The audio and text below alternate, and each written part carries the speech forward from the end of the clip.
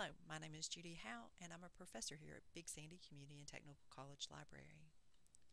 Today we will be learning about evaluation of information. When you need information for your personal life or if you're doing research, you will find many sources. These may include books, articles, and web pages. Before you use any information in an assignment, you must determine whether it's appropriate for your assignment. Not everything you find will be usable. You need to ask yourself the following questions.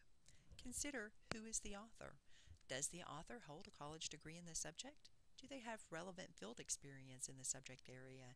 Have they written other things? Where do you go about finding information such as this? For a book, you can look at the title page or the introduction.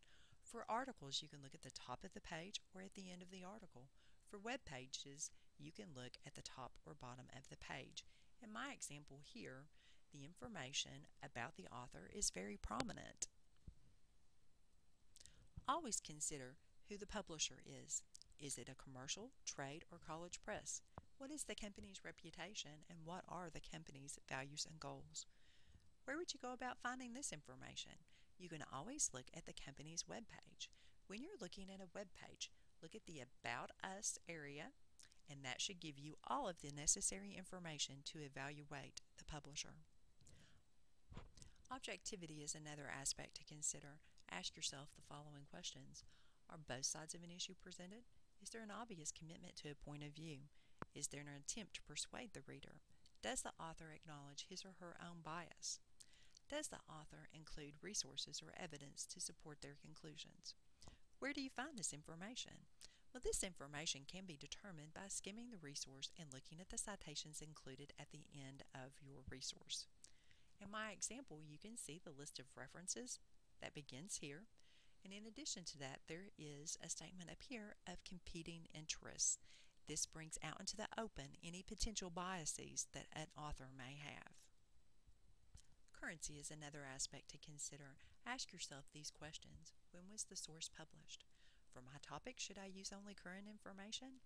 If your topic's in a science field or medical field, then you should be using the most recent 5 years. Is there a more current edition of the book? Where do you go about finding this information? For books and journals, look at the title page. The information might be located on the reverse of the title page as well. For web pages, look for the phrase last updated. This is usually located at the bottom of the page. In this example from one of our databases, the publication date is included right here on the top left-hand side. The final aspect to consider is relevance. Ask yourself, is this resource relevant to my research? Did your professor specifically state the type of source that you would need to use? Maybe they mentioned scholarly versus popular. Is this resource usable? Did it add context or background for your paper, or maybe a historical aspect to your paper?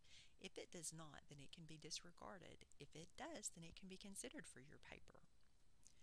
In this example from one of our databases, this is a scholarly journal from a database that is currently published. This would meet the requirements for most college-level assignments.